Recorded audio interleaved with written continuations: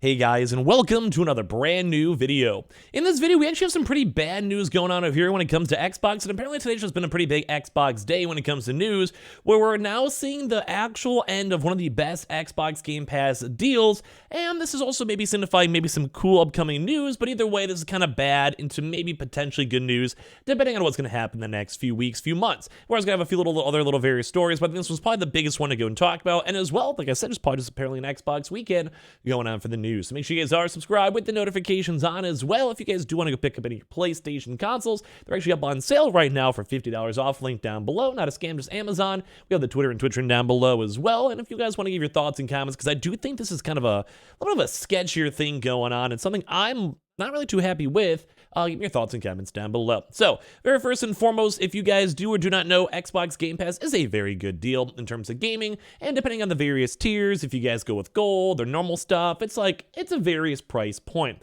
But Microsoft, ever since they did announce it, had a really cool deal where you could basically go and pay $1 for the first month on a brand new account or email to check out Xbox Game Pass. And I thought that was cool. I know I did that at least once or twice myself when I came into big games, and I was like, well, I don't really want to go and try Game Pass. Is it really worth the money and all of that? Well, sadly, apparently Xbox might not think it is, because Microsoft has now said, whatever it might be, has now stopped its Xbox Game Pass $1 trial offer. So Microsoft is getting ready for other new promotions, though, which is nice, but I still want to say this is probably one of the worst news I can go here.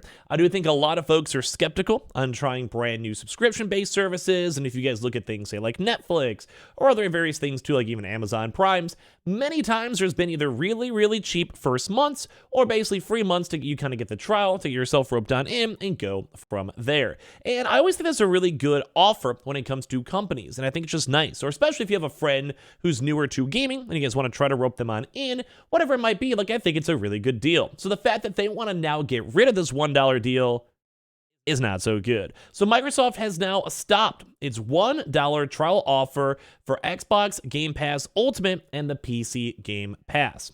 The trial has been available now for years, ever since pretty much inception, and it makes me horribly sad to see. Now, there might be a chance it comes back. We have not had official confirmation, but usually whenever companies rip off the Band-Aid and they get rid of the stuff, it's not usually a good sign.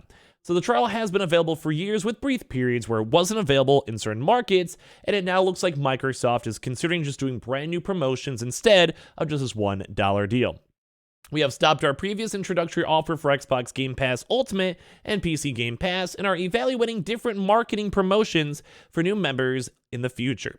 Now, I don't like this. I think the $1 pass, it was a good deal. It was good to get people in. I liked it. I vibed it. But I think one of the bigger issues with this is, yeah, they're going to work on other deals, but a lot of this is going to be a lot harder to go compete with just a $1 for the month. It's kind of rough. So what they want to go and say is the $1 trial has allowed people to sign up for the Xbox Game Pass for a month before the full Xbox Game Pass Ultimate subscription kicks in, at the $15 per month or $9 for the PC or console-only subscriptions.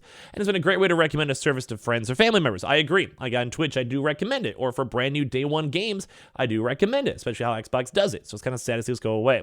So for this one, we'll have to go and kind of see what they're doing, how they want to maybe work it on in.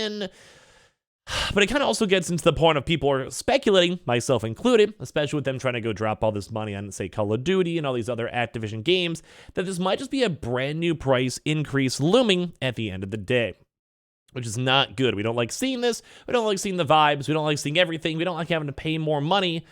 It's not the funnest thing to go and see. So Microsoft has also been apparently, though, this is maybe the better news or a nice alternative for this one, is that Microsoft has also been working on its friends and family plan for Xbox Game Pass Ultimate. The plan lets you share then the Ultimate Game Pass benefits with up to 4 other people or family members too as well. They did have some of the initial leaks on, say, Ireland, and set at $22 per person, which I think is kind of nice, so $24. So it's not as bad if you had, let's say, a good group of people or actually your family, it's family and friends. So say you, for me, I'm a Twitch streamer. I would not mind just dropping in 3 other people and be like, hey, buds, let's go and spend, $50 for the year. We'll get games when they come out. Let's keep it running. Auto renewal. You guys cool with that? You guys cool with that? You guys are cool with that? Okay, we are. All right, let's go move on and chill.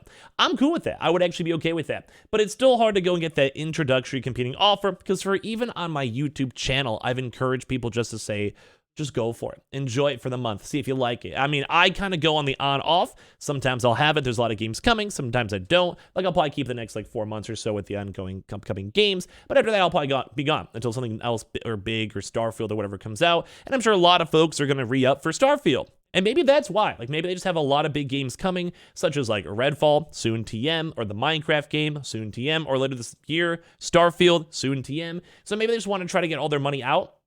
Maybe they want to go, if they have to go, put out these big blockbusters, make it so people are paying the $15 instead of just doing Starfield for $1 for the month and then just binge it and then just never play it ever again. That could also be a valid concern. They're trying to actually get these games out and they're looking at their schedules and they want to make sure people are, number one, getting their value, but number two, I don't know, just that they're actually making money back from all these really big investments, the billions of dollars into Bethesda, the $1 billion into everything else.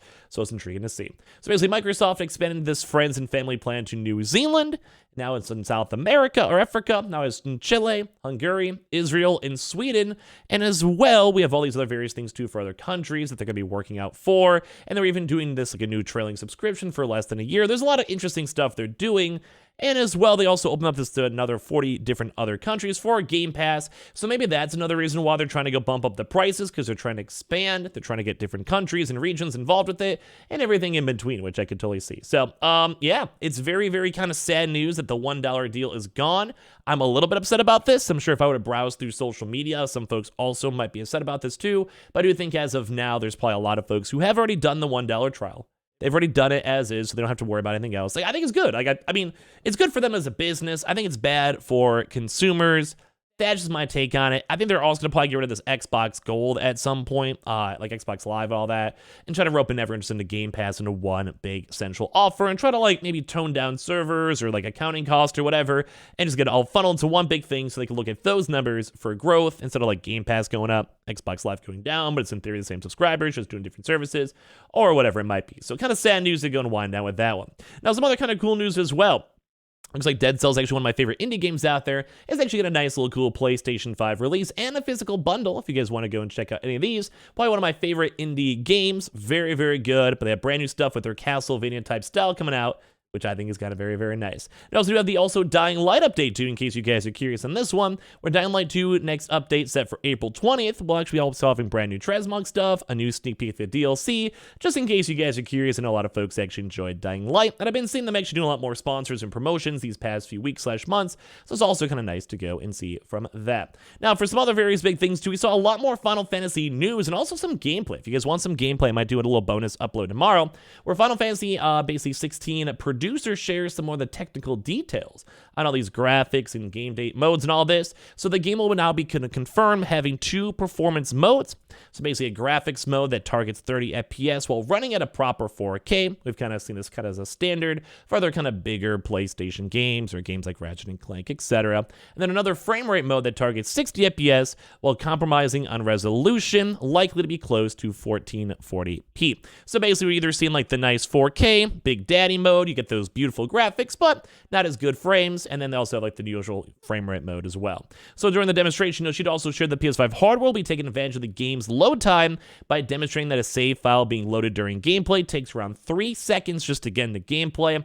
If you guys remember back from a 360 days or whatever, bro, that would be a astonishing feat. A game like this would probably take literally years, I feel to get over there. So in response to the question about using the quick times during battles, they did mention that their bosses are split into multiple phases, so each with phase shift, there are certain changes to the environment, the boss, and everything else too, and then sometimes they have added quick time events into these things to make it feel dynamic, and as well they have things like attack or evasions or clashes and everything else to kind of make the boss fights a little bit more in depth.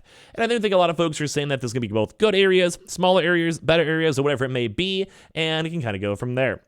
There's also added the fact that the map size, design, and layouts are all unique to each stage, and it's just cool. I like that fact that we're seeing this game going and looking so well, too, on top of this. And also kind of give you guys a little bit of a citing source, too. We also did see a lot of the stuff in other various regions for when it does come with things like the Xbox Game Pass or other various Ultimate things as well, just in case you guys are curious. I've been kind of making this news all floating around. So I would love to hear your thoughts and comments down below on the Xbox Game Pass, on the deals, on everything else in between, and also on top of this, you guys sad about them losing the deal? I think it's a good deal in my opinion. It makes me sad that it's gone. It makes me really even more sad that there might be some people, well, having to go and spend a lot more money. It's not the biggest change.